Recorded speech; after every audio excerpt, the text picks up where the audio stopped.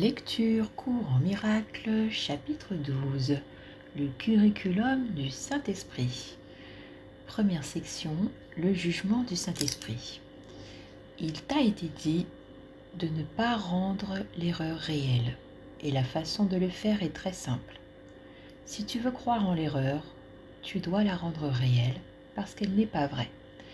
Mais la vérité est réelle en elle-même, et pour croire en la vérité, tu n'as rien à faire.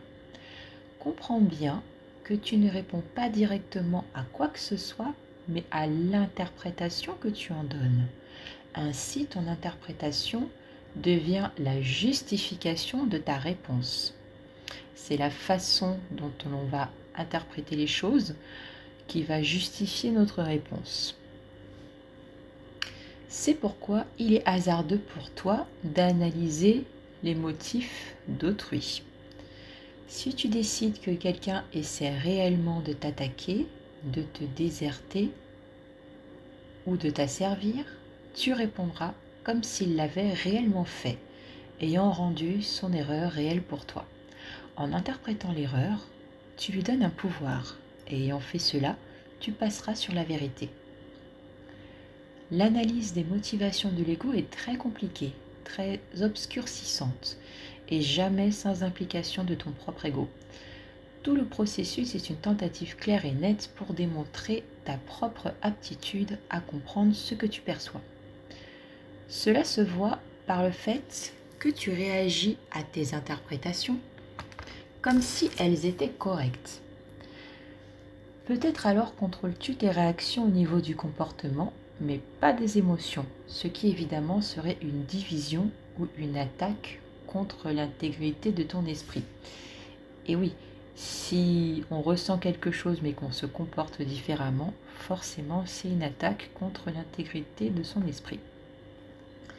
Dressant deux niveaux en lui, l'un contre l'autre. Il y a une seule interprétation des motivations qui ait le moindre sens, et parce que c'est le jugement du Saint-Esprit, cela ne requiert absolument aucun effort de ta part. Toute pensée aimante est vraie. Je répète, toute pensée aimante est vraie. Tout le reste est un appel à la guérison et à l'aide, quelque forme qu'il prenne. Cette phrase, si elle est bien comprise, devrait apaiser pas mal de choses dans votre vie. Toute pensée aimante est vraie. Tout le reste est un appel à la guérison et à l'aide, quelque forme qu'il prenne. Quelle justification peut-il y avoir pour quiconque répond avec colère à l'appel à l'aide d'un frère? Aucune réponse n'est appropriée, sauf le désir de la lui donner, car c'est cela et seulement cela qu'il demande. Offre-lui quoi que ce soit d'autre, et tu t'arroges le droit d'attaquer sa réalité en l'interprétant comme bon te semble. Le danger que cela représente pour ton propre esprit n'est peut-être pas encore pleinement apparent. Si tu crois qu'un appel à l'aide est autre chose, c'est à autre chose que tu réagiras. Ta réponse sera donc inappropriée à la réalité telle qu'elle est, mais pas à ta perception d'elle. Il n'y a rien qui t'empêche de reconnaître tous les appels à l'aide exactement pour ce qu'ils sont, sauf ton propre besoin imaginaire d'attaquer. C'est seulement cela qui te rend désireux de te lancer dans d'interminables batailles avec la réalité, dans lesquelles tu nies la réalité du besoin de guérison en le rendant irréel. Donc il n'y a jamais d'attaque, il n'y a que des demandes à l'aide, que des demandes d'amour, même si ça semble être des attaques des autres, de nos frères, ce n'est pas le cas. C'est simplement des demandes d'aide. C'est l'ego qui nous fait penser que c'est autre chose. Mais je vous rappelle que l'ego n'est pas réel, c'est une création. Donc tout ce qui vient de l'ego est une illusion, ce n'est pas réel. Je reprends. C'est seulement cela qui te rend désireux de te lancer dans d'interminables batailles avec la réalité, dans lesquelles tu nies la réalité du besoin de guérison en le rendant irréel.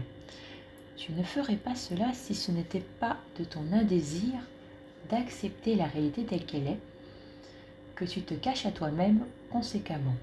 C'est sûrement un bon conseil de te dire de ne pas juger ce que tu ne comprends pas.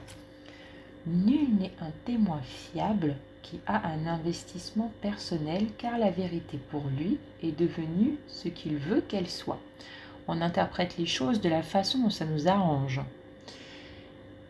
Si tu es indésireux de percevoir un appel à l'aide pour ce qu'il est, c'est parce que tu es indésireux de donner de l'aide et d'en recevoir. Manquer de reconnaître un appel à l'aide, c'est refuser l'aide. Maintiendrais-tu que tu n'en as pas besoin? C'est pourtant ce que tu maintiens quand tu refuses de reconnaître l'appel d'un frère, car ce n'est qu'en répondant à son appel que tu peux être aidé. Ni lui ton aide et tu ne reconnaîtras pas la réponse de Dieu pour toi. Le Saint-Esprit n'a pas besoin de ton aide pour interpréter les motivations, mais toi, tu as besoin de la sienne. La seule réponse appropriée à ton frère est de l'apprécier. La gratitude lui est due pour ses pensées aimantes et pour ses appels à l'aide, car les deux sont capables de te faire prendre conscience de l'amour si tu les perçois véritablement. Or, toute l'attention, oui, je vous rappelle que c'est par effet miroir, grâce aux autres, que nous progressons dans notre cheminement spirituel, que nous progressons dans la levée du voile, on va dire, dans la guérison, entre guillemets, de nos blessures. Or, toute la tension que tu ressens vient de tes tentatives pour ne pas faire justement cela. Comme il est simple donc le plan de Dieu pour le salut, il y a une seule réponse à la réalité, car la réalité n'évoque absolument aucun conflit. Il y a un seul enseignant de la réalité qui comprend ce qu'elle est. Il ne change pas d'esprit sur la réalité parce que la réalité ne change pas. Bien que tes interprétations de la réalité soient insignifiantes, en ton état divisé, les siennes restent constamment vraies. Il te les donne parce qu'elles sont pour toi. Ne tente pas d'aider un frère à ta façon, car tu ne peux pas t'aider toi-même. Mais entends son appel à l'aide de Dieu et tu reconnaîtras ton propre besoin du Père. Tes interprétations des besoins de ton frère sont ton interprétation des tiens. En donnant de l'aide, tu en demandes. Et si tu perçois un seul besoin en toi, tu seras guéri. Tes interprétations des besoins de ton frère sont ton interprétation des tiens. On projette sur les autres notre propre réalité, nos propres blessures. C'est ce qu'il veut dire par cette phrase.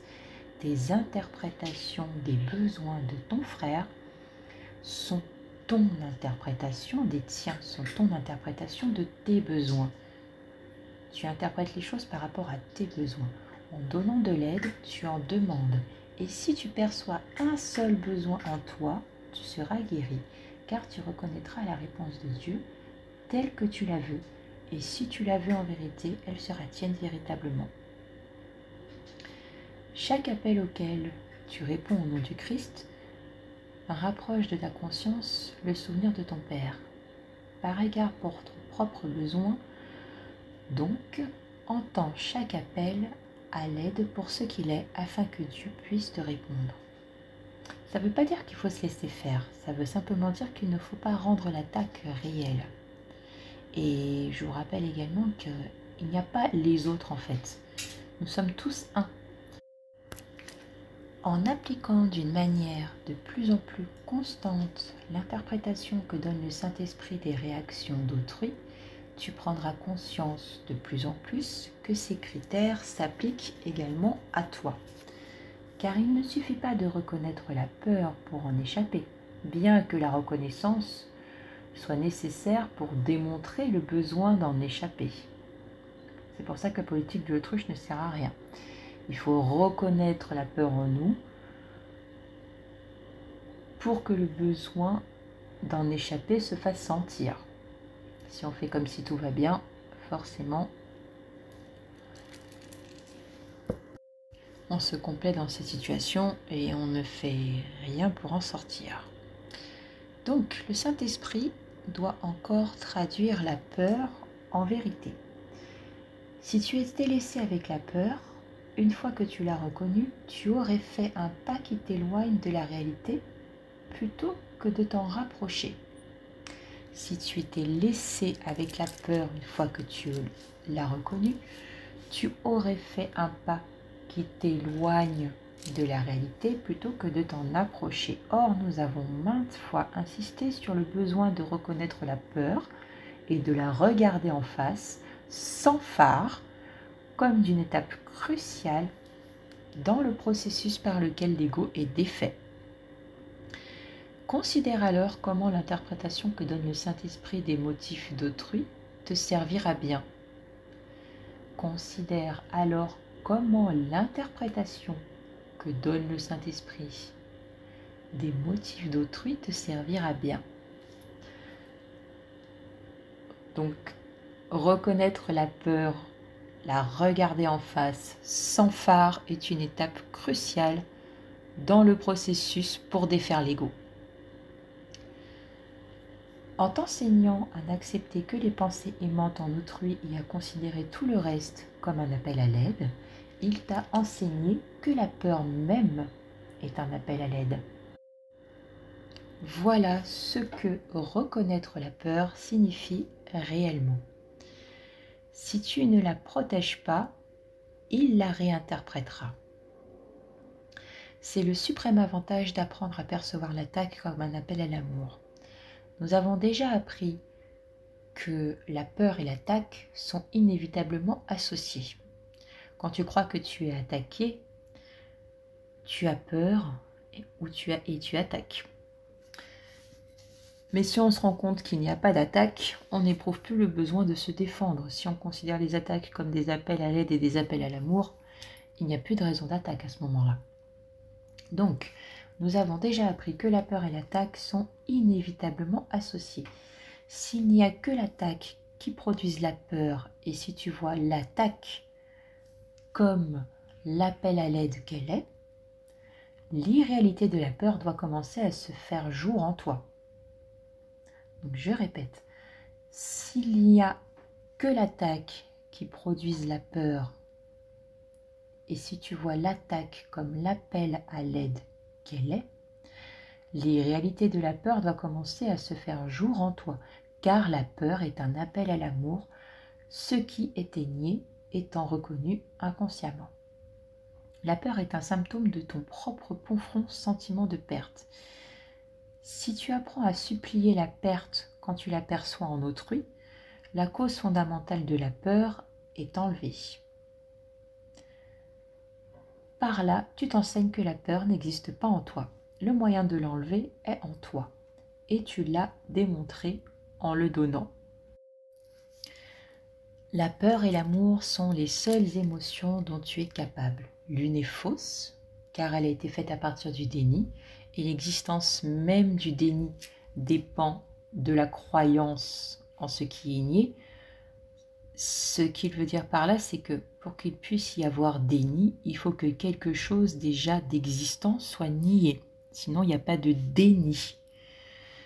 En interprétant correctement la peur comme l'affirmation positive de la croyance sous-jacente qu'elle masque, tu sapes son utilité perçue en la rendant inutile. Des défenses qui ne fonctionnent pas sont automatiquement abandonnées.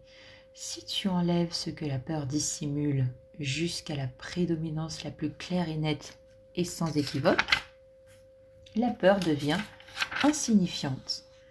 Donc si tu enlèves ce que la peur dissimule jusqu'à la prédominance la plus claire et nette et sans équivoque,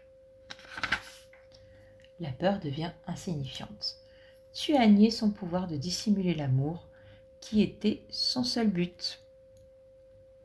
Le voile que tu as tiré sur le visage de l'amour a disparu. Si tu veux voir l'amour, qui est la seule réalité du monde, comment pourrais-tu faire mieux que de reconnaître dans chaque défense contre lui l'appel sous-jacent pour lui? Et comment pourrais-tu mieux apprendre ce qu'est sa réalité qu'en répondant à cet appel en le donnant? Le Saint-Esprit donne de la peur une interprétation qui la dissipe, car la conscience de la vérité ne peut pas être niée. C'est ainsi que le Saint-Esprit remplace la peur par l'amour et traduit l'erreur en la vérité. Et c'est ainsi que tu apprendras de lui comment remplacer ton rêve de séparation par le fait de l'unité, car la séparation n'est que le déni de l'union. Correctement interprétée, elle témoigne de ta connaissance éternelle que l'union est vraie. C'est magnifique. Correctement interprétée, elle témoigne de ta connaissance éternelle que l'union est vraie. Section 2. La façon de se souvenir de Dieu. Les miracles ne sont que la traduction du déni en vérité. Si s'aimer soi-même, c'est se guérir soi-même, alors ceux qui sont malades ne s'aiment pas. Par conséquent, ils demandent l'amour qui les guérirait, mais qu'ils se nient à eux-mêmes. S'ils connaissaient la vérité sur eux-mêmes, ils ne pourraient pas être malades. La tâche du faiseur de miracles devient donc de nier le déni de la vérité. Les malades doivent se guérir eux-mêmes, car la vérité est en eux. Or, l'ayant obscurci, la lumière qui est dans un autre esprit doit luire dans le leur, parce que cette lumière est la leur. La lumière en eux brille avec autant d'éclat, quelle que soit la densité du brouillard qui l'obscurcit. Si tu ne donnes pas au brouillard le pouvoir d'obscurcir la lumière, il n'en a pas. Car il n'a du pouvoir que si le Fils de Dieu lui donne du pouvoir. Il doit lui-même lui retirer ce pouvoir en se souvenant que tout pouvoir est de Dieu. Tu peux t'en souvenir pour toute la fidélité. Ne permets pas à ton frère de ne pas se souvenir, car son oubli est le tien, mais ton souvenir est le sien, car il n'est pas possible de se souvenir de Dieu seul. C'est cela que tu as oublié. Ainsi, c'est en percevant la guérison de ton frère comme ta propre guérison que tu te souviens de Dieu. Car tu as oublié tes frères avec lui, et la réponse de Dieu à ton oubli n'est que la façon de te souvenir. Ne perçois dans la maladie qu'un autre appel à l'amour et offre à ton frère ce qu'il ne croit pas pouvoir s'offrir à lui-même. Quelle que soit la maladie, il n'y a qu'un remède. Tu seras rendu entier comme tu rendras entier, car percevoir dans la maladie l'appel à la santé, c'est reconnaître dans la haine l'appel à l'amour. Et donner à un frère ce qu'il veut réellement, c'est te l'offrir à toi-même, car ton Père veut que tu connaisses ton frère comme toi-même. Réponds à son appel à l'amour et le tien trouve réponse. La guérison est l'amour du Christ pour son Père et pour lui-même. Souviens-toi de ce qui a été dit sur les perceptions effrayantes des petits enfants qui les terrifient parce qu'ils ne les comprennent pas. S'ils demandent et acceptent d'être éclairés, la peur s'évanouit. Très important, s'ils demandent et acceptent d'être éclairés, la peur s'évanouit. Il faut que ce soit une demande et il faut qu'ils acceptent cette aide. On ne peut pas aider quelqu'un qui n'en a pas envie. Mais s'ils cachent leurs cauchemars, ils les gardent. Il est facile d'aider un enfant incertain car il reconnaît qu'il ne comprend pas ce que signifient ses perceptions. Or, tu crois, toi, que tu comprends les tiennes. Petit enfant, tu te caches la tête sous les lourdes couvertures dont tu t'es recouvert. Tu caches tes cauchemars dans les ténèbres de ta propre fausse certitude et tu refuses d'ouvrir les yeux et de les regarder. Ne gardons pas les cauchemars, car ce ne sont pas des offrandes qui conviennent au Christ. Donc, ce ne sont pas des dons qui te conviennent. Enlève les couvertures et regarde ce dont tu as peur. C'est l'anticipation seulement qui t'effraie, car la réalité du néant ne peut pas être effrayante. Ne retardons pas cela, car ton rêve de haine ne te laissera pas sans aide. Or, l'aide est là. Apprends à rester calme parmi le tumulte, car la quiétude est la fin de la dissension. Et ceci est un voyage qui mène à la paix. Très important, apprends à rester calme parmi le tumulte. Regarde en face chaque image qui monte pour te retarder, car le but est inévitable, parce qu'il est éternel. Le but de l'amour est ton droit, et il t'appartient en dépit de tes rêves. Tu veux encore ce que Dieu veut, et aucun cauchemar ne peut faire échouer un enfant de Dieu dans la poursuite de son but. Car ton but t'a été donné par Dieu, et tu dois l'accomplir parce que c'est sa volonté. Éveille-toi et souviens-toi de ton but, car c'est ta volonté de le faire. Ce qui a été accompli pour toi doit être à toi. Ne laisse pas la haine faire obstacle à l'amour, car rien ne peut résister à l'amour du Christ pour son Père, ni à l'amour de son Père pour lui. Ne laisse pas la haine faire obstacle à l'amour, car rien ne peut résister à l'amour du Christ pour son Père, ni à l'amour de son Père pour lui. Encore un peu et tu me verras, car je ne suis pas caché parce que tu te caches.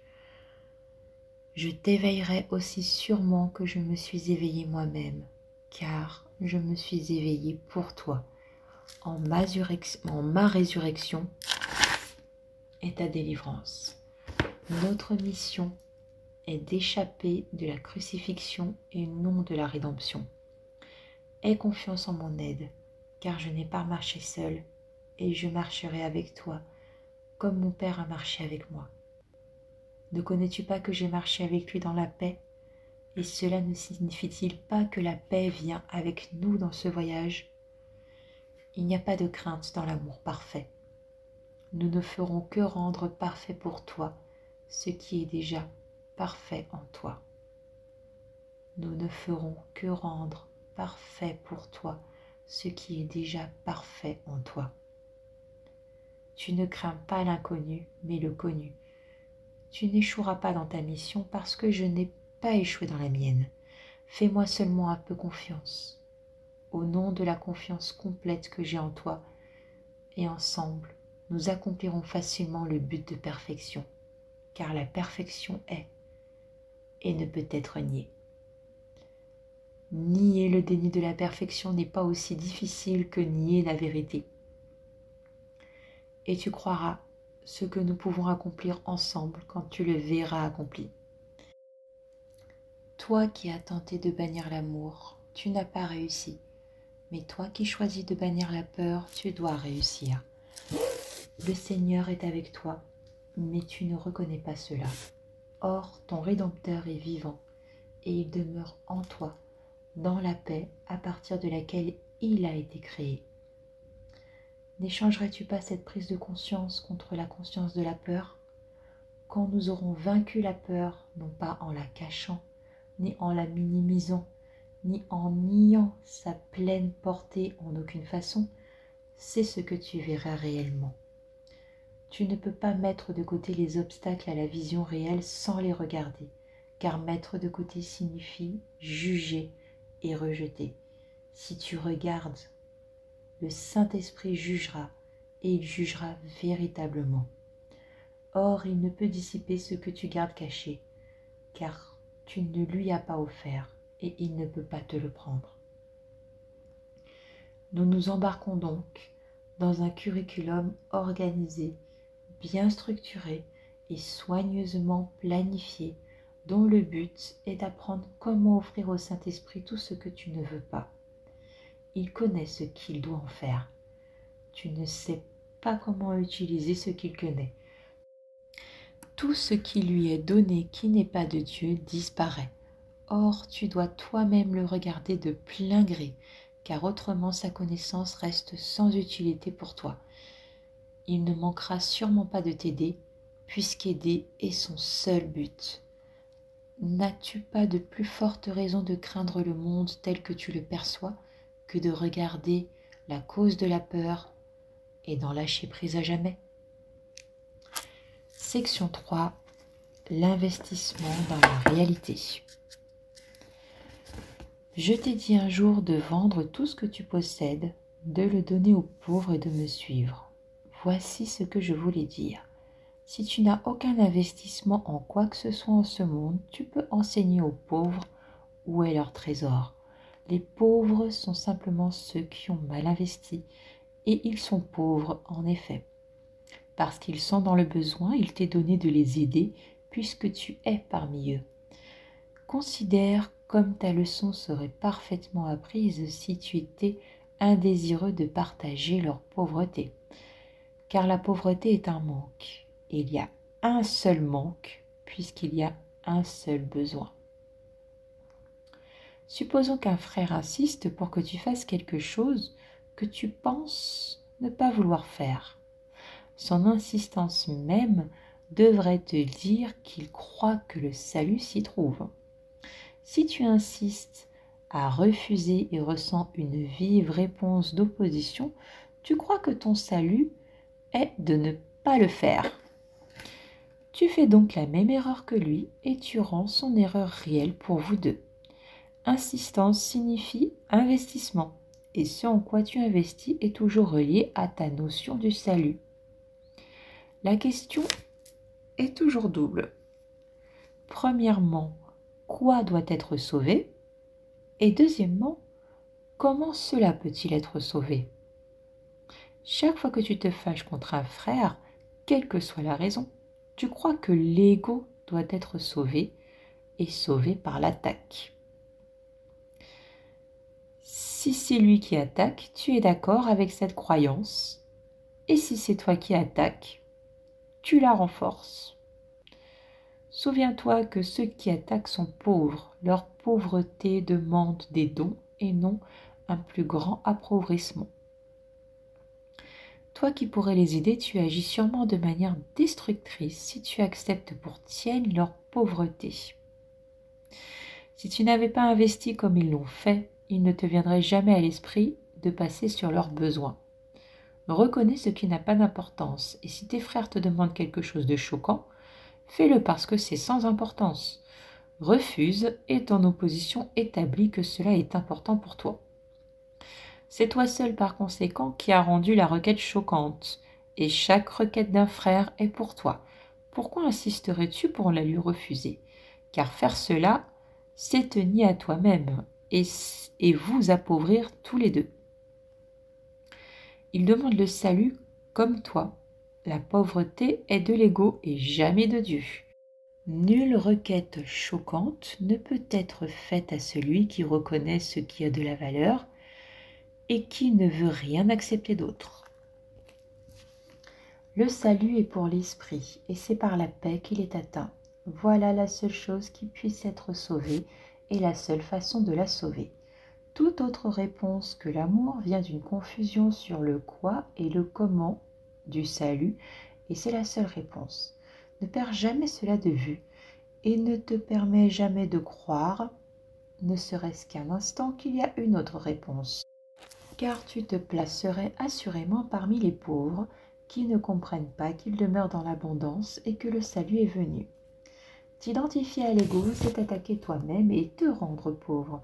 C'est pourquoi celui qui s'identifie à l'ego se sent privé de quelque chose. Ce qu'il ressent alors, c'est la dépression ou la colère, car ce qu'il a fait, c'est échanger l'amour de soi pour la haine de soi, de sorte qu'il a maintenant peur de lui-même. Il ne s'en rend pas compte. Même s'il est pleinement conscient de son anxiété, il n'en perçoit pas la source dans sa propre identification à l'ego, car il essaye toujours de la traiter en passant une sorte d'arrangement infâme dans le monde. Il perçoit toujours ce monde comme extérieur à lui, car cela est crucial pour son adaptation.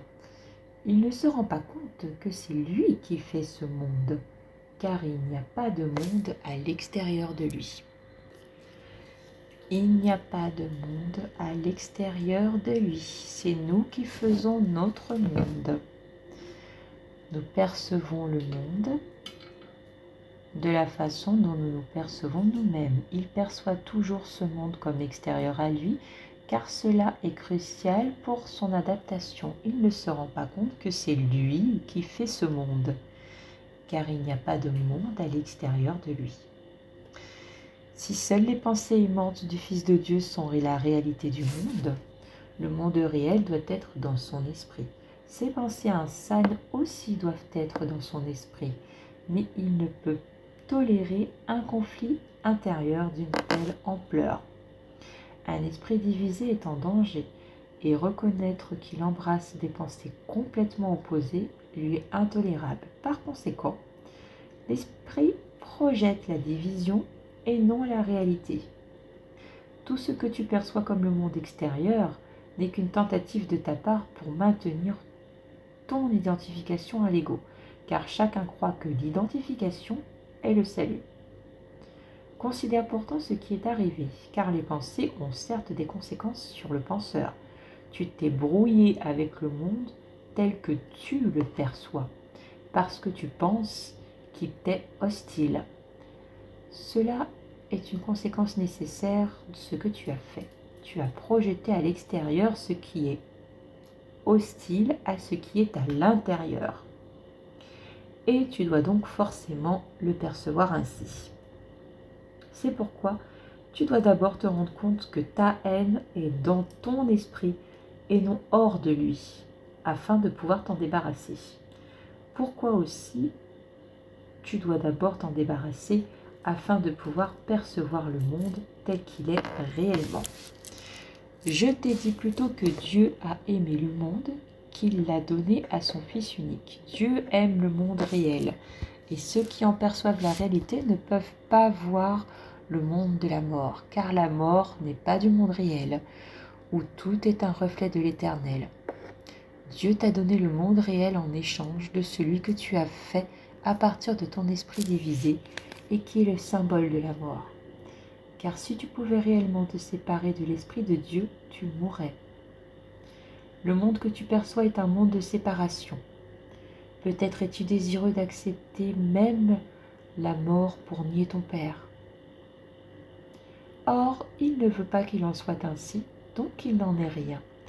Tu ne peux toujours pas exercer ta volonté contre lui et c'est pourquoi tu n'as aucun contrôle sur le monde que tu as fait. Alors, je vais juste reprendre cette partie importante. C'est pourquoi tu dois d'abord te rendre compte que ta haine est dans ton esprit et non hors de lui afin de pouvoir t'en débarrasser. C'est pourquoi aussi tu dois d'abord t'en débarrasser afin de pouvoir percevoir le monde tel qu'il est. Il faut se débarrasser de la haine que nous avons en nous avant de pouvoir percevoir le monde tel qu'il est, étant donné que nous projetons sur le monde notre propre réalité intérieure. Nous projetons à l'extérieur notre monde intérieur. Si votre monde intérieur est amour, vous percevrez le monde extérieur avec les yeux de l'amour également. Vous percevrez le monde extérieur tel qu'il est réellement. Je continue. Ce n'est pas un monde de volonté, c'est, petite parenthèse, c'est un peu ce que j'ai voulu, c'est même pas un peu, c'est tout à fait ce que j'ai voulu dire dans ma petite vidéo humoristique du Nouvel An. Quand je disais à Vincent Van Gogh, allez voir la vidéo, ce sera plus parlant, qu'effectivement on n'a pas vécu la même année 2021. On vivait certes dans le même monde, mais pas dans la même réalité. Voilà, parce qu'on ne perçoit pas le monde de la même façon. Continuons. Ce n'est pas un monde de volonté parce qu'il est gouverné par le souhait d'être différent de Dieu. Et ce souhait n'est pas la volonté. Par conséquent, le monde que tu as fait est totalement chaotique, gouverné par des lois arbitraires et insensées, et sans aucune sorte de signification. Car il est fait à partir de tout ce que tu ne veux pas, que tu as projeté hors de ton esprit parce que tu en as peur. Or, ce monde se trouve uniquement dans l'esprit de son faiseur, ainsi que son salut réel. Ce monde se trouve uniquement dans l'esprit de son faiseur, ainsi que son salut réel. Ne crois pas qu'il est à l'extérieur de toi, car c'est seulement en reconnaissant où il est que tu gagneras le contrôle sur lui. Car tu peux certes contrôler ton esprit, puisque l'esprit est le mécanisme de décision.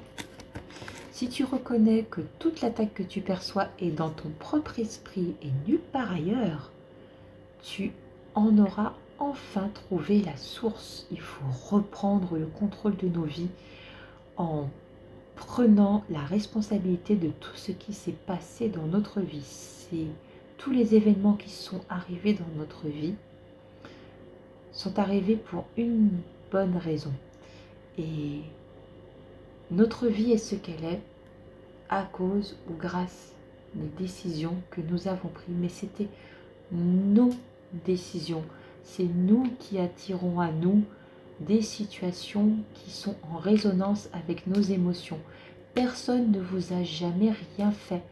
Votre vie est ce qu'elle est à cause ou grâce à vous et à personne d'autre. Il faut reprendre son pouvoir créateur en reconnaissant que notre vie est ce qu'elle est grâce à nos décisions.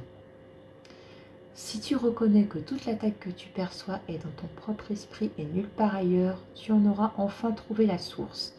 Et là où elle commence, elle doit prendre fin. Car en ce même lieu réside aussi le salut. Là est l'autel de Dieu où habite le Christ. Tu as profané l'autel, mais pas le monde. Or, le Christ a placé pour toi l'expiation sur l'autel. Apporte à cet autel tes perceptions du monde, car c'est l'autel à la vérité. Là, tu verras ta vision changer. Et là, tu apprendras à voir véritablement. De ce lieu où Dieu et son Fils demeurent en paix et où tu es le bienvenu, tu garderas en paix et tu verras le monde véritablement. Mais pour trouver le lieu, tu dois renoncer à ton investissement dans le monde tel que tu le projettes et permettre au Saint-Esprit d'étendre le monde réel de l'autel de Dieu jusqu'à toi. Je vais essayer d'expliquer ça simplement en fait. Dans n'importe quelle situation, aussi terrible soit-elle, je ne donnerai pas d'exemple précis, je pense que chacun de nous en a en tête. Dans chaque situation, chaque expérience de vie, aussi terrible et traumatisante soit-elle,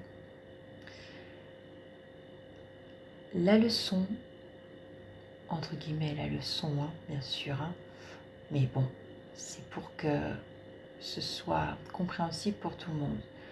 La leçon sera considérée comme apprise, comme comprise, une fois qu'on aura remplacé la peur, la rancœur, la croyance en l'attaque, par l'amour, tout simplement.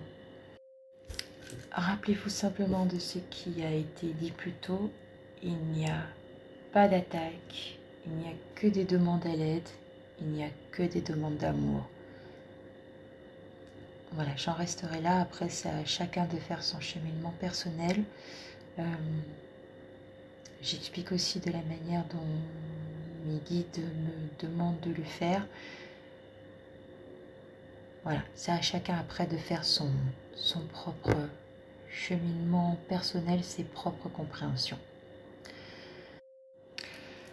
Donc, je reprends.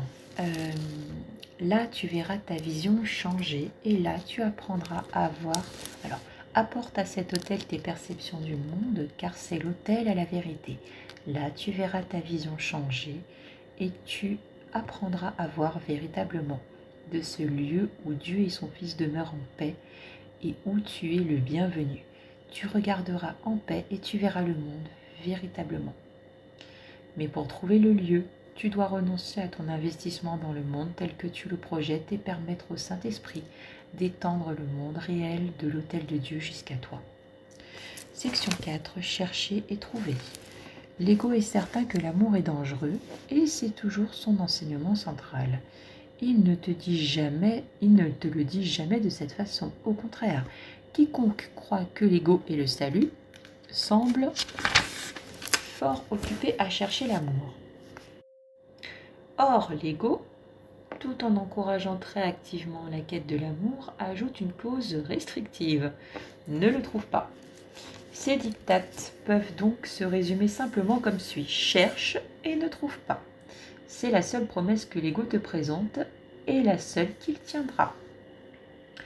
Car l'ego poursuit son but avec une insistance fanatique et son jugement, quoique sévèrement détérioré, est complètement conséquent. La quête que l'ego entreprend est donc vouée à l'échec. Et puisqu'il enseigne aussi qu'il est ton identification, l'ego te guide vers un voyage qui ne peut finir que par ce qui est perçu comme ton propre échec, car l'ego ne peut pas aimer et dans sa quête frénétique de l'amour, il cherche ce qu'il a peur de trouver. La quête est inévitable parce que l'ego fait partie de ton esprit et à cause de sa source, l'ego n'est pas totalement séparé. Sinon, il ne pourrait pas du tout être cru. Car c'est ton esprit qui croit en lui et qui lui donne l'existence. Or, c'est aussi ton esprit qui a le pouvoir de nier l'existence de l'ego, et tu le feras assurément lorsque tu te rendras compte exactement en quoi consiste le voyage dans lequel il t'embarque. Il est sûrement évident que nul ne veut trouver ce qui serait son ultime échec. Étant incapable d'aimer, l'ego serait totalement insuffisant en présence de l'amour, car il ne pourrait pas du tout y répondre. Il faudrait alors que tu renonces à te faire guider par l'ego, car il serait très apparent qu'il ne t'a pas enseigné la réponse dont tu as besoin. Par conséquent, l'ego va distordre l'amour et t'enseigner que l'amour appelle réellement les réponses que l'ego peut enseigner. Suis son enseignement donc et tu chercheras l'amour, mais tu ne le reconnaîtras pas. Te rends-tu compte que l'ego t'embarque dans un voyage qui ne peut mener qu'à un sentiment de futilité et de dépression? Chercher et ne pas trouver n'est guère réjouissant. Est-ce la promesse que tu voudrais tenir? Le Saint-Esprit t'offre une autre promesse. Une promesse qui conduira à la joie, car sa promesse est toujours « cherche et tu trouveras ». Et guidé par lui, tu ne peux pas subir d'échec. Son voyage mène à l'accomplissement. Et le but qu'il te propose, il te le donnera, car jamais il ne trompera le Fils de Dieu qu'il aime avec l'amour du Père.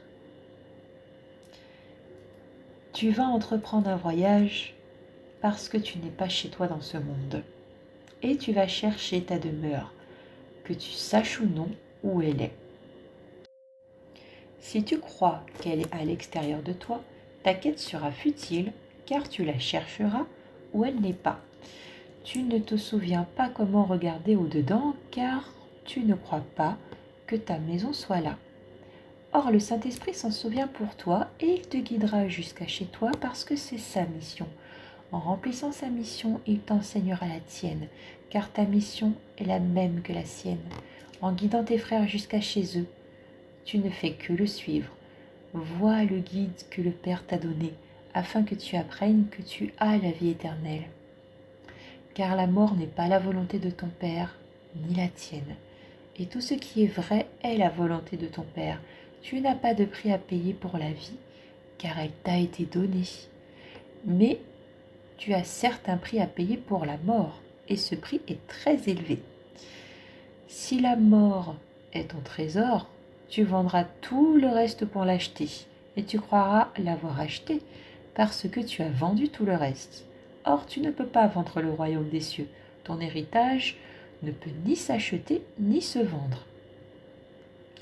Il ne peut y avoir de partie déshéritée de la fidélité, car Dieu est entier et toutes ses extensions sont comme lui. L'expiation n'est pas le prix de ton entièreté, mais c'est le prix pour avoir conscience de ton entièreté. Car ce que tu as choisi de vendre a dû être gardé pour toi parce que tu ne pouvais pas le racheter. Or, tu dois y investir non pas avec de l'argent, mais avec le pur esprit, car le pur esprit est volonté, et la volonté est le prix du royaume. La volonté est le prix du royaume. Ton héritage attend seulement la reconnaissance de ce que tu as été rédimé. Le Saint-Esprit te guide jusqu'en la vie éternelle. Mais tu dois renoncer à ton investissement dans la mort où tu ne verras pas la vie, bien qu'elle soit tout autour de toi. Section 5. Le curriculum sain. Seul l'amour est fort parce qu'il est indivisé. L'effort n'attaque pas parce qu'il ne voit pas le besoin de le faire. Pour que l'idée d'attaque puisse entrer dans ton esprit, il faut d'abord que tu te sois perçu comme faible, évidemment. Pour que l'idée d'attaque puisse entrer dans ton esprit, il faut d'abord que tu te sois perçu comme faible. Il faut se sentir en insécurité pour croire qu'on peut être attaqué. Si on sait qu'on est en sécurité, si on sait qu'on est fort, on ne se sent jamais attaqué. Parce que tu t'es attaqué toi-même et parce que tu as cru que l'attaque était effective, tu te vois toi-même comme affaibli, ne percevant plus tes frères et toi comme égaux et en te considérant comme le plus faible, tu tentes d'égaliser la situation que tu as faite. Pour ce faire, tu utilises l'attaque parce que tu crois que l'attaque a réussi à t'affaiblir. C'est pourquoi la reconnaissance de ta propre invulnérabilité est si importante pour le rétablissement de la santé d'esprit. Car si tu acceptes ton invulnérabilité, tu reconnais que l'attaque n'a pas d'effet. Bien que tu te sois attaqué toi-même, tu démontreras qu'en réalité, il ne s'est rien passé. En attaquant, par conséquent, tu n'as rien fait. Quand tu auras compris cela, tu verras que l'attaque n'a pas de sens, car il est évident qu'elle ne marche pas et ne peut pas te protéger. Or, la reconnaissance de ton invulnérabilité a plus qu'une valeur négative. Si tes attaques contre toi-même n'ont pas réussi à t'affaiblir, tu es encore fort. Tu n'as donc pas besoin d'égaliser la situation pour établir ta force. À moins de reconnaître que ton attaque contre toi-même n'a pas d'effet, jamais tu ne te rendras compte de la complète inutilité de l'attaque. À moins de reconnaître que ton attaque contre toi-même n'a pas d'effet, jamais tu ne te rendras compte de la complète inutilité de l'attaque. Car les autres réagissent certes à l'attaque quand ils l'aperçoivent. Et si tu essaies de les attaquer, tu ne pourras pas éviter d'interpréter cela comme un renforcement. Le seul endroit où tu puisses annuler tout renforcement, c'est en toi-même. Car tu es toujours le premier point de ton attaque. Et si cela n'a jamais été, cela n'a pas de conséquence. L'amour du Saint-Esprit est ta force, car le tien est divisé. Par conséquent, il n'est pas réel. Tu ne peux pas te fier à ton propre amour quand tu l'attaques. Tu ne peux pas apprendre ce qu'est l'amour parfait avec un esprit divisé, parce qu'un esprit divisé a fait de lui-même un mauvais apprenant. Tu as tenté de rendre la séparation éternelle parce que tu voulais conserver les caractéristiques de la création, mais avec ton propre contenu. Or, la création n'est pas de toi, et les mauvais apprenants ont certes besoin d'un enseignement particulier. Tu as des handicaps d'apprentissage très littéralement.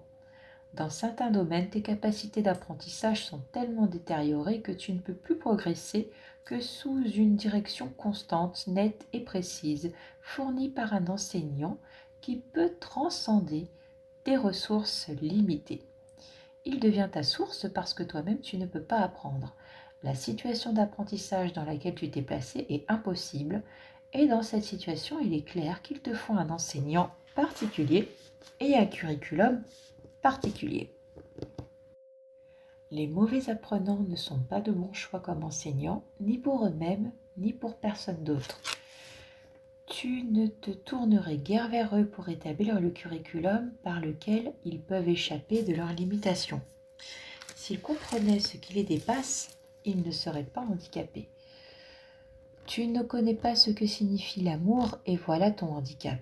Ne tente pas de t'enseigner ce que tu ne comprends pas et n'essaie pas de fixer des buts de curriculum là où les tiens ont manifestement échoué.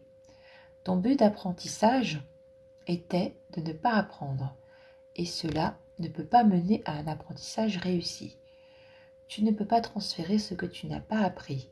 Et la détérioration de l'aptitude à généraliser est un échec d'apprentissage. Demanderais-tu à ceux qui n'ont pas réussi à apprendre à quoi servent les aides à l'apprentissage? Ils ne le savent pas.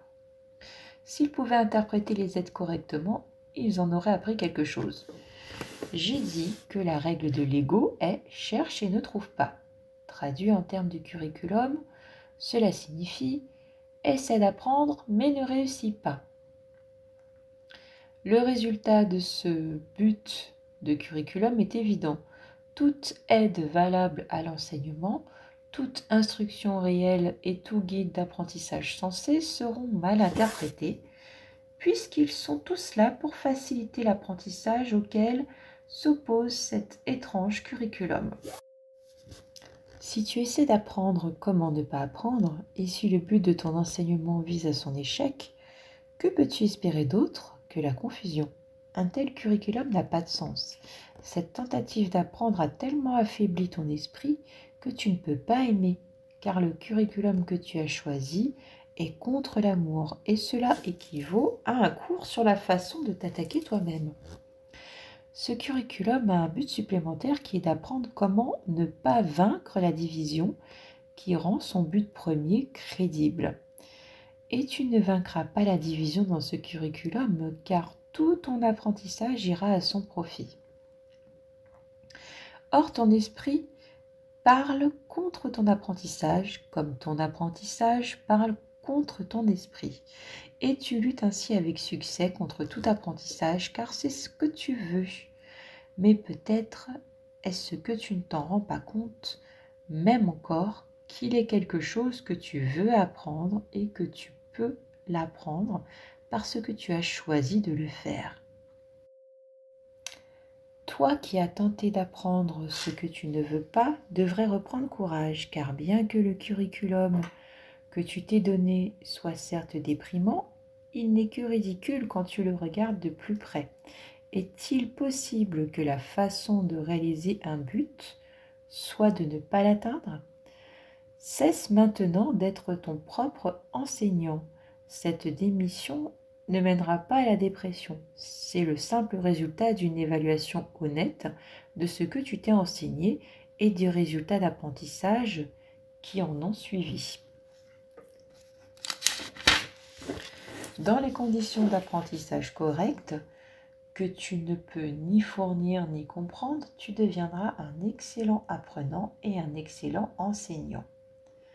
Mais cela n'est pas encore, et cela ne le sera pas, tant que toute la situation d'apprentissage telle que tu l'as montée ne sera pas renversée. Renversement de la pensée. Compris correctement, ton potentiel d'apprentissage est illimité parce qu'il te conduira à Dieu. Tu peux enseigner la voie vers lui et tu peux l'apprendre si tu suis l'enseignant qui connaît la voie vers lui et qui comprend son curriculum pour l'apprendre.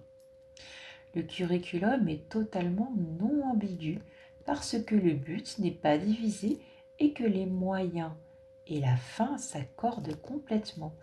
Tu as seulement besoin de lui prêter ton attention indivisée. Tout le reste te sera donné. Car tu veux vraiment apprendre, et rien ne peut s'opposer à la décision du Fils de Dieu. Son apprentissage est aussi illimité que lui. Section 6. La vision du Christ. L'ego essaie de t'enseigner comment gagner le monde entier et perdre ton âme. Le Saint-Esprit enseigne que tu ne peux pas perdre ton âme et qu'il n'y a rien à gagner dans le monde, car lui-même, il ne profite pas. Investir sans profit, c'est sûrement t'appauvrir et les frais sont élevés. Non seulement l'investissement n'apporte aucun profit, mais ce qu'il t'en coûte est énorme, car cet investissement te coûte la réalité du monde en te niant la tienne et en retour, il ne te donne rien. Tu ne peux pas vendre ton âme, mais tu peux vendre la conscience que tu en as. Tu ne peux pas percevoir ton âme, mais tu ne la connaîtras pas, tant que tu percevras autre chose comme ayant plus de valeur. Le Saint-Esprit est ta force parce qu'il te connaît uniquement pur esprit. Il est parfaitement conscient que tu ne te connais pas toi-même et parfaitement conscient de la façon de t'enseigner à te souvenir de ce que tu es. Parce qu'il t'aime, il t'enseignera avec joie ce qu'il aime, car sa volonté est de le partager. Se souvenant toujours de toi, il ne peut pas te laisser oublier ta valeur, car le Père ne cesse jamais de lui rappeler son Fils, et lui ne cesse jamais de rappeler le Père à son Fils. Dieu est dans ta mémoire à cause de lui. Tu as choisi d'oublier ton Père, mais tu ne peux pas réellement le faire. Et tu peux donc prendre une autre décision. Comme c'était ma décision, ainsi est-ce la tienne. Tu ne veux pas le monde. La seule chose de valeur en lui, c'est n'importe quelle partie de lui que tu regardes avec amour. Cela lui donne la seule réalité qu'il aura jamais. Sa valeur n'est pas en lui-même, mais la tienne est en toi. De même que la valeur du soi vient de l'extension du soi. De même la perception de la valeur du soi vient de l'extension de pensée aimante vers l'extérieur. Rends le monde réel pour toi-même, car le monde réel est le don du Saint-Esprit, ainsi il t'appartient. La correction est pour tous ceux qui ne peuvent pas voir. La mission du Saint-Esprit est d'ouvrir les yeux des aveugles, car il connaît qu'ils n'ont pas perdu leur vision, mais qu'ils dorment simplement. Il voudrait les éveiller du sommeil de l'oubli au souvenir de Dieu. Les yeux de Christ sont ouverts, et il regardera tout ce que tu vois avec amour si tu acceptes sa vision pour tienne. Le Saint-Esprit garde la vision du Christ pour chaque fils de Dieu qui dort. À ses yeux, le Fils de Dieu est parfait et il languit de partager sa vision avec toi. Il te montrera le monde réel parce que Dieu t'a donné le ciel. Par lui, ton Père appelle son Fils à se souvenir. L'éveil de son Fils commence par son investissement dans le monde réel et par là, il apprendra à réinvestir en lui-même. Car la réalité est une.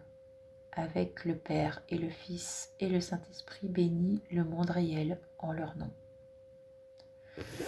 Quand tu auras vu ce monde réel, comme tu le feras assurément, tu te souviendras de nous.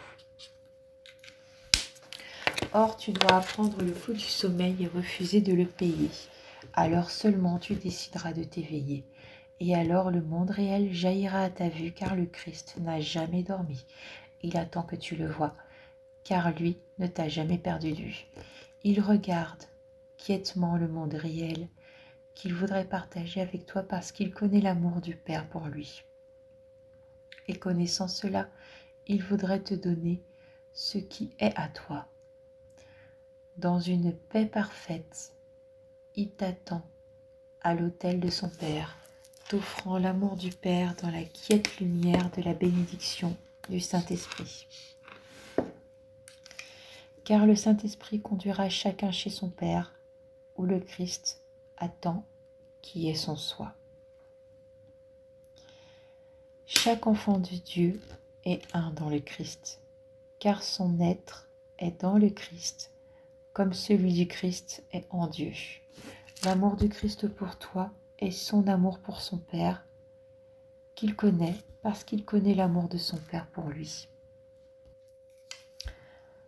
Quand le Saint-Esprit t'aura enfin conduit au Christ, à l'autel de son Père, la perception se fusionnera dans la connaissance, parce que la perception sera devenue si sainte que son transfert en sainteté ne sera plus que l'extension naturelle. L'amour à l'amour se transfère sans aucune interférence, car les deux ne font qu'un. Au fur et à mesure que tu perçois de plus en plus d'éléments communs dans toutes les situations, le transfert de l'entraînement sous la direction du Saint-Esprit augmente et se généralise, voire l'amour dans chaque situation. Graduellement, tu apprends à l'appliquer à tous et à tout, car son applicabilité est universelle. Une fois que cela est accompli, la perception et la connaissance sont devenues totalement similaires, qu'elles partagent l'unification des lois de Dieu. Ce qui est un ne peut pas être perçu comme séparé, et le déni de la séparation est le rétablissement de la connaissance. Le déni de la séparation est le rétablissement de la connaissance. À l'autel de Dieu, la sainte perception du Fils de Dieu devient si illuminée que des flots de lumière la pénètrent, et le pur esprit du Fils de Dieu brille dans l'esprit du Père avec lequel il devient un. Sur lui-même, Dieu brille avec douceur, aimant l'extension de lui-même qu'est son Fils. Le monde est sans but quand il se fond dans le but de Dieu, car le monde réel s'est glissé tout doucement jusque dans le ciel, où tout ce qui est éternel en lui a toujours été. Là, le Rédempteur et le Rédimé se joignent dans l'amour parfait de Dieu et de l'un pour l'autre. Le ciel est ta demeure, et comme il est en Dieu, il doit aussi être en toi. Regardez au-dedans, section 7. Les miracles démontrent que l'apprentissage s'est produit dans la bonne direction, car l'apprentissage est invisible et ce qui a été appris ne peut être reconnu qu'à ses résultats. Sa généralisation est démontrée quand tu l'utilises dans des situations de plus en plus nombreuses. Tu reconnaîtras que tu as appris qu'il n'y a pas d'ordre de difficulté dans les miracles quand tu les appliqueras à toutes les situations. Il n'y a pas de situation où les miracles ne s'appliquent pas, et en les appliquant à toutes les situations, tu gagneras le monde réel. Car dans cette sainte perception, tu seras rendu entier, et de ton acceptation de l'expiation pour toi-même, l'expiation rayonnera sur chacun de ceux que le Saint-Esprit t'envoie pour que tu le bénisses. Dans chaque enfant de Dieu réside sa bénédiction, et dans chaque bénédiction des enfants de Dieu est sa bénédiction pour toi. Dans chaque enfant de Dieu réside sa bénédiction, et dans ta bénédiction des enfants de Dieu est sa bénédiction pour toi. Chacun dans le monde doit jouer son rôle dans sa rédemption afin de reconnaître que le monde a été rédimé. Tu ne peux pas voir l'invisible, or si tu vois ses effets, tu connais qu'il doit être là. En percevant ce qu'il fait, tu reconnais son être, et c'est à ce qu'il fait que tu apprends ce qu'il est. Tu ne peux pas voir tes forces, mais tu prends confiance en leur existence au fur et à mesure qu'elles te permettent d'agir, et les résultats de tes actions, tu peux les voir. Le Saint-Esprit est invisible, mais tu peux voir les résultats de sa présence, et par eux, tu apprendras qu'il est là. Ce qu'il te permet de faire n'est nettement pas de ce monde, car les miracles violent chaque loi de la réalité telle que ce monde en juge. Chaque loi du temps et de l'espace, de masse et d'ampleur est transcendée, car ce que le Saint-Esprit te permet de faire est nettement au-delà de toutes ces lois. En percevant ces résultats, tu comprendras où il doit être et tu connaîtras finalement ce qu'il est. Tu ne peux pas voir le Saint-Esprit, mais tu peux voir ses manifestations. Et à moins de les voir, tu ne te rendras pas compte qu'il est là. Les miracles sont ses témoins qui parlent pour sa présence. Ce que tu ne peux voir ne devient réel pour toi que par les témoins qui parlent pour cela. Car tu peux avoir conscience de ce que tu ne vois pas, et cela peut devenir irrésistiblement réel pour toi quand sa présence est rendue manifeste par toi. Fais l'œuvre du Saint-Esprit, car tu partages sa fonction. Comme ta fonction au ciel est la création, ainsi ta fonction sur terre est la guérison. Dieu partage sa fonction avec toi au ciel et le Saint-Esprit partage la sienne avec toi sur terre.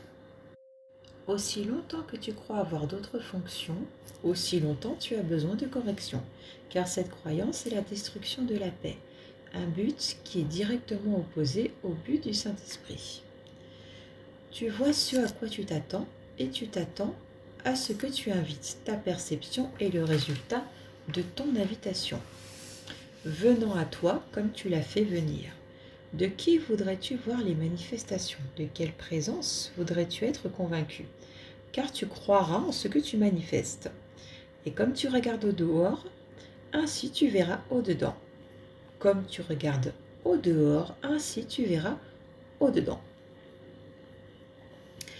Il y a dans ton esprit deux façons de regarder le monde et ta perception reflètera la direction que tu as choisie. Je suis la manifestation du Saint-Esprit et quand tu me verras, c'est parce que tu l'auras invité. Car il t'enverra ses témoins pour peu que tu veuilles les voir. Souviens-toi toujours que tu vois ce que tu cherches, car ce que tu cherches, tu le trouveras. L'ego trouve ce qu'il cherche et rien que cela. Il ne trouve pas l'amour, car ce n'est pas ce qu'il cherche. Or, chercher et trouver sont la même chose, et si tu cherches deux buts, tu les trouveras.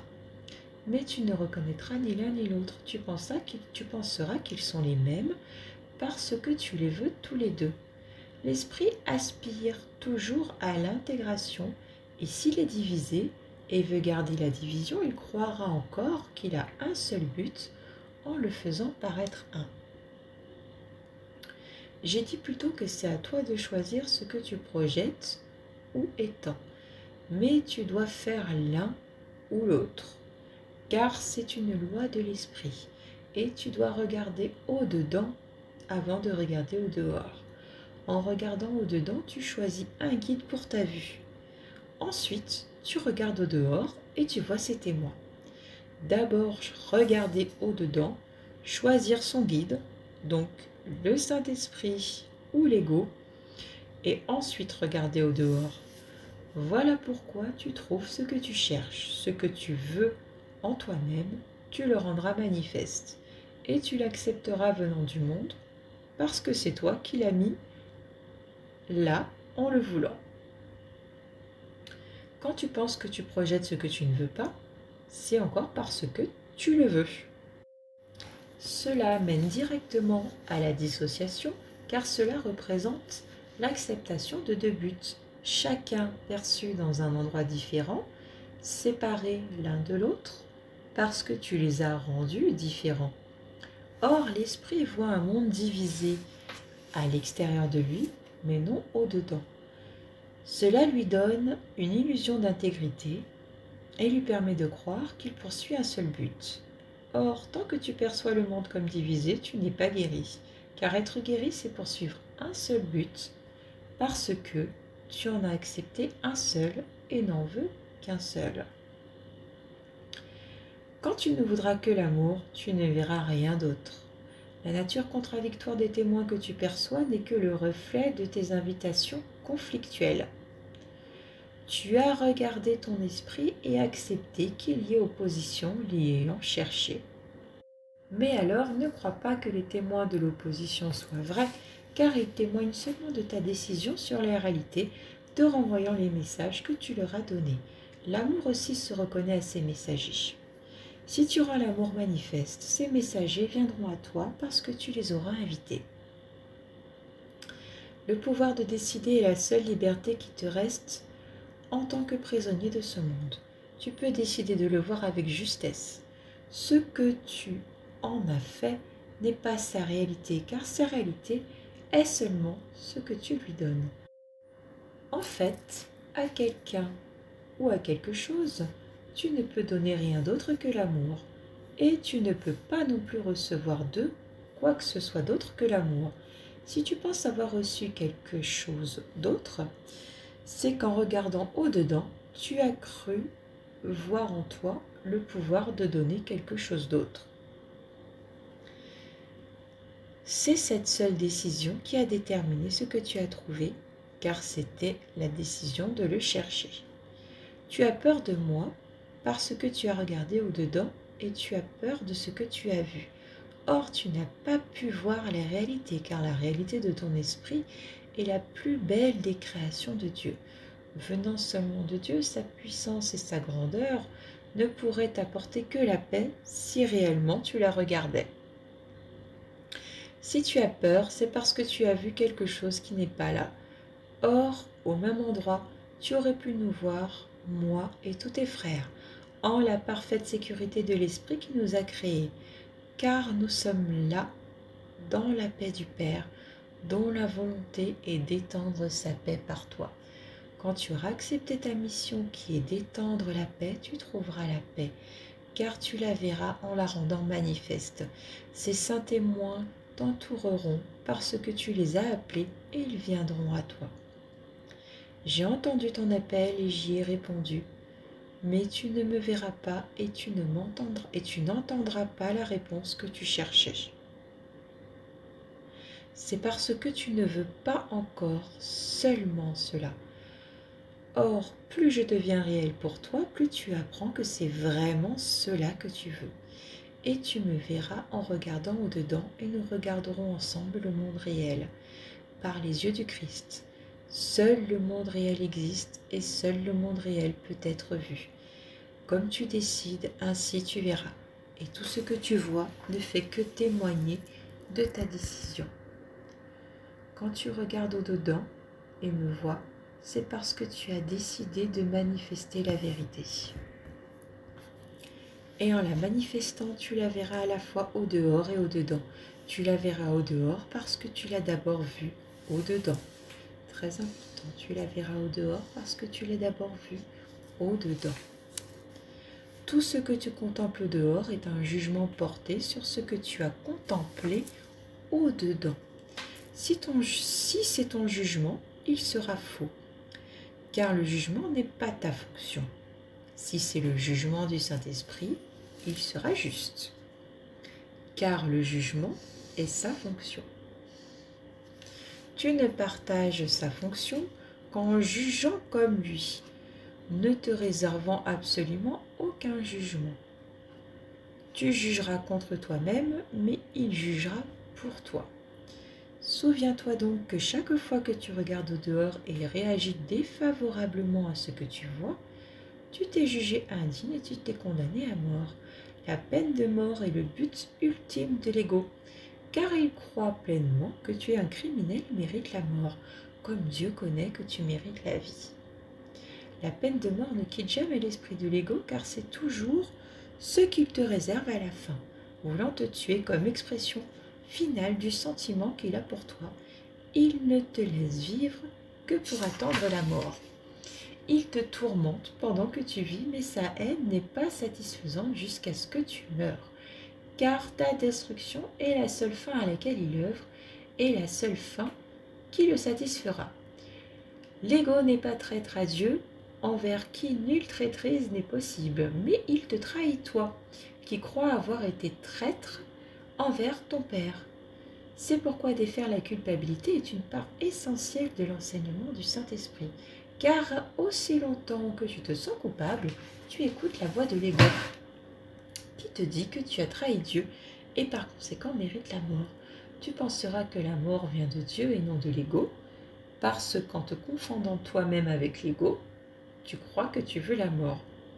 Et de ce que tu veux, Dieu ne te sauve pas. Quand tu es tenté de céder au désir de la mort, souviens-toi que je ne suis pas mort. Tu te rendras compte que c'est vrai lorsque tu regarderas au-dedans et me verras. Aurais-je vaincu la mort pour moi seul? Et le Père m'aurait-il donné la vie éternelle s'il ne te l'avait pas aussi donnée?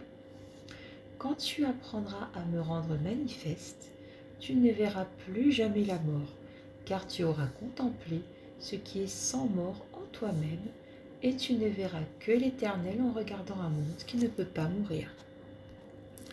Section 8. L'attraction de l'amour pour l'amour. Crois-tu réellement que tu peux tuer le Fils de Dieu? Le Fils est en sécurité où le Père en lui-même l'a caché, le tenant loin de tes pensées destructrices. Mais à cause d'elles, tu ne connais ni le Père ni le Fils. Tu attaques le monde réel à chaque jour, à chaque heure et à chaque minute, et pourtant tu es surpris de ne pas pouvoir le voir. Si tu cherches l'amour afin de l'attaquer, tu ne le trouveras jamais. Car si l'amour est partage, comment peux-tu le trouver, sauf par lui-même? Si l'amour est partage, comment peux-tu le trouver, sauf par lui-même? Offre-le et il viendra à toi, parce qu'il est attiré vers lui-même. mais offre l'attaque et l'amour restera caché, car il ne peut vivre que dans la paix. Le Fils de Dieu est aussi en sécurité que son Père, car le Fils, connaissant la protection de son Père, ne craint rien. L'amour de son Père le tient dans une paix parfaite et n'ayant besoin de rien, il ne demande rien. Or, il est loin de toi, dont il est le soi, car tu as choisi de l'attaquer, et il a disparu de ta vue en son Père. Il n'a pas changé, mais toi, si. Car un esprit divisé et toutes ses œuvres, ce n'est pas le Père qui les a créées, et il ne pourrait pas vivre dans la connaissance de lui. Quand tu as rendu visible ce qui n'est pas vrai, ce qui est vrai t'est devenu invisible. Or, cela ne peut pas être invisible en soi, car le Saint-Esprit le voit avec une parfaite clarté. C'est invisible pour toi, parce que tu regardes quelque chose d'autre. Or, il ne t'appartient pas plus de décider ce qui est visible et ce qui est invisible qu'il ne t'appartient de décider ce qu'est la réalité. Ce qui peut être vu, c'est ce que voit le Saint-Esprit. La définition de la réalité est de Dieu et non de toi. Il l'a créée et il connaît ce qu'elle est. Toi qui connaissais, tu as oublié. Et s'il ne t'avait pas donné une façon de te souvenir, tu te serais condamné toi-même à l'oubli. À cause de l'amour de ton Père, tu ne peux jamais l'oublier, car nul ne peut oublier ce que Dieu lui-même a placé dans sa mémoire. Tu peux le nier, mais tu ne peux pas le perdre. Une voix répondra à chaque question que tu poses, et une vision corrigera la perception de tout ce que tu vois. Car ce que tu as rendu invisible est la seule vérité, et ce que tu n'as pas entendu est la seule réponse. Dieu voudrait te réunir avec toi-même, et il ne t'a pas abandonné dans ta détresse. Tu n'attends que lui, et tu ne connais pas cela. Or, son souvenir luit dans ton esprit, et ne peut pas être oblitéré. Il n'est pas plus passé que futur, étant toujours à jamais. Tu n'as qu'à demander ce souvenir et tu te souviendras. Or, le souvenir de Dieu ne peut pas luire dans un esprit qu'il a oblitéré et veut le garder ainsi, car le souvenir de Dieu ne peut se faire jour que dans un esprit qui choisit de se souvenir et qui a renoncé au désir insane de contrôler la réalité. Toi qui ne peux même pas te contrôler toi-même ne devrais guère aspirer à contrôler l'univers. Regarde plutôt ce que tu en as fait et réjouis-toi qu'il n'en soit rien. Fils de Dieu, ne te contente pas de rien. Ce qui n'est pas réel ne peut pas être vu et n'a pas de valeur. Dieu ne pourrait pas offrir à son Fils ce qui n'a pas de valeur, pas plus que son Fils ne pourrait le recevoir. Tu étais rédimé dès l'instant que tu as pensé l'avoir déserté. Tout ce que tu as fait n'a jamais été et est invisible parce que le Saint-Esprit ne le voit pas. Or, ce qu'il voit t'est donné à contempler et par sa vision, ta perception est guérie. Tu as rendu invisible la seule vérité que ce monde contienne, accordant de la valeur à rien. Tu as cherché rien. En rendant rien réel pour toi, tu l'as vu, mais ce n'est pas là. Et le Christ t'est invisible à cause de ce que tu as rendu visible pour toi. Or, peu importe quelle distance tu as essayé d'interposer entre ta conscience et la vérité, le Fils de Dieu peut être vu parce que sa vision est partagée. Le Saint-Esprit le regarde et ne voit rien d'autre en toi. Ce qui est invisible pour toi est parfait à sa vue et l'embrasse tout entier. Il s'est souvenu de toi parce qu'il n'a pas oublié le Père. Tu as regardé l'irréel et trouvé le désespoir. Or, en cherchant l'irréel, que pouvais-tu trouver d'autre? Le monde irréel est une chose désespérante, car il ne sera jamais. Et toi qui partages l'être de Dieu avec lui, tu ne pourras jamais te contenter sans la réalité. Ce que Dieu ne t'a pas donné n'a pas de pouvoir sur toi, et l'attraction de l'amour pour l'amour demeure irrésistible. Car c'est la fonction de Dieu d'unir toutes choses à lui-même et de maintenir toutes choses réunies par l'extension de son entièreté. Dieu t'a donné avec amour le monde réel en échange du monde que tu as fait et du monde que tu vois. Prends-le seulement de la main du Christ et contemple-le. Sa réalité rendra tout le reste invisible, car le contempler, c'est la perception totale. En le contemplant, tu te souviendras qu'il en fut toujours ainsi. Le néant deviendra invisible, car enfin, tu auras vu véritablement. La perception rédimée est facilement traduite en connaissance, car seule la perception est capable d'erreur, et la perception n'a jamais été. Étant corrigée, elle cède la place à la connaissance, qui est à jamais la seule réalité. L'expiation n'est que la voie du retour à ce qui n'a jamais été perdu. Ton Père ne pourrait pas cesser d'aimer son Fils. Magnifique. C'était le chapitre 12, le curriculum du Saint-Esprit. Donc la semaine prochaine, nous verrons ensemble le chapitre 13, le monde non coupable. Je vous embrasse, passez un très beau dimanche et une très belle semaine. À la semaine prochaine.